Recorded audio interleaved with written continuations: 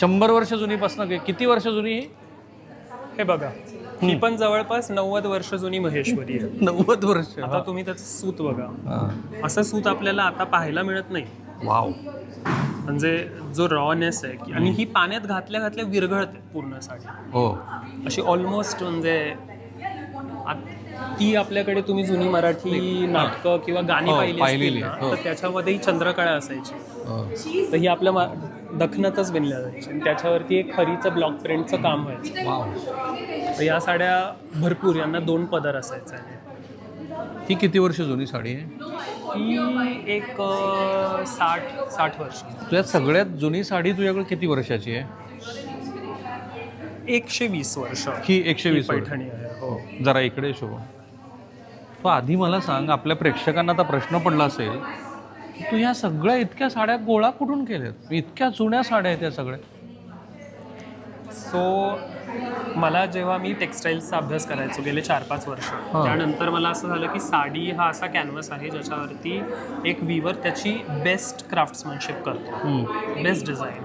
मग मला साड्यांबद्दल रिसर्च करणं, त्यांचे डिझाईन्स थ्रू कलर संगती शिकणं, त्या बुट्टीचा आकार, त्याचे शेप्स, हे सगळं करता करता मला असं झालं की अरे आपण जुन्या साड्या ज्या मला इंट्रिन्सिकली आवडतात त्या आपण गोळा करून एक रिपॉझिटरी तयार करू, ज्याच्या थ्रू आपल्याला हे स्वतःला शिकता येईल आणि मग ते विणकरांसोबत मिळून परत तशा बनवता येईल. कारण मला मार्केटचा अभ्यास करून हे कळून आलं की बायकांना या साड्या प्रचंड आवडतात.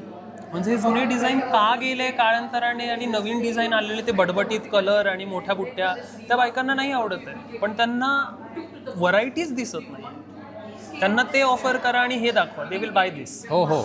बट मग हे बनवणं का बंद झालं आणि मग हे परत एकदा बनवता यावं म्हणून मी ज्या आपल्या काही फॅमिलीज असतील ज्यांची आता 2 पिढ्यांपूर्वींच्या काही साड्या राहिलेल्या असतील आजीच्या वगैरे, तर हे लोक त्या साड्या एकतर जाळून त्याच्यातली चांदी काढतात. मग मी त्यांना ऑफर करायला लागलो की बाबा तुम्ही ते जाळू नका, कारण त्याची कलाकृती पूर्ण जाते.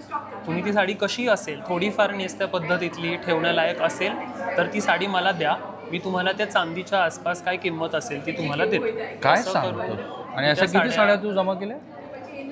एक माझ्याकडे अशा पाहिल्या तर एक अमेझिंग मुलगा 100 साड्या आहेत, कारण बाकी सगळ्या साड्या मी लोकांमध्ये पण विकतो.